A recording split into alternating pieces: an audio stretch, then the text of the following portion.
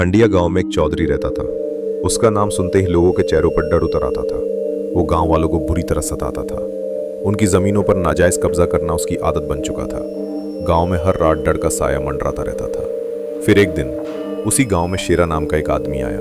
वो साधारण इंसान नहीं था, वो एक जादूगर था। उसकी आंखों में कुछ अजीब सा रहस्य छिपा था। जब उसे गांव वालों के दुख का पता चला तो उसके चेहरे का सुकून अचानक गायब हो गया। हवा जैसे भारी हो गई और उसने धीरे से कहा, अब अन्याय नहीं होगा। अगले ही दिन चौधरी के आदमियों के साथ अजीब घटनाएं होने लगी। उनके कपड़े अचानक गायब हो जाते, उनके हाथों के हथियार पल भर में फूल बन जाते। गांव वाले हैरान थे, लेकिन चौधरी के अंदर बदले की आग जल उठी। एक काली रात जब पूरा गांव गहरी नींद में था, चारों तरफ सन्नाटा पसरा था। शेरा अपने घर में अकेला सो रहा था। तभी दरवाजे के बाहर परछाइयां हिलती हुई दिखाई दी। अचानक आग की लपटें उठी, घर जलने लगा।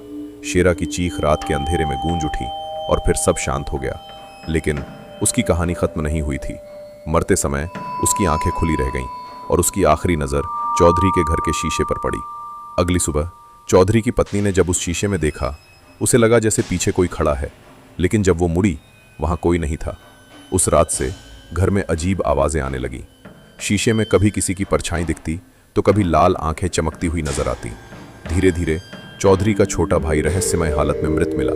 उसकी आंखें खुली थीं और सामने वही शीशा था। फिर चौधरी भी एक रात चीखता हुआ मिला और अगली सुबह वो जिंदा नहीं था। गांव में दहशत फैल गई, लेकिन हैरानी की बात यह थी, चौधराइन और उसकी बेटी को कुछ नहीं हुआ, क्योंकि जादूगर का बेटा चौधरी की बेटी से प्यार करता था और शायद उसी प्यार ने उस आत्मा के गुस्से को रोक लिया। कुछ समय बाद सब शांत हो गया। चौधरी का अत्याचार खत्म हो चुका था, लेकिन आज भी हंडिया गांव के उस पुराने घर में रात के समय शीशे में कभी कभी कोई परछाई दिखाई देती है।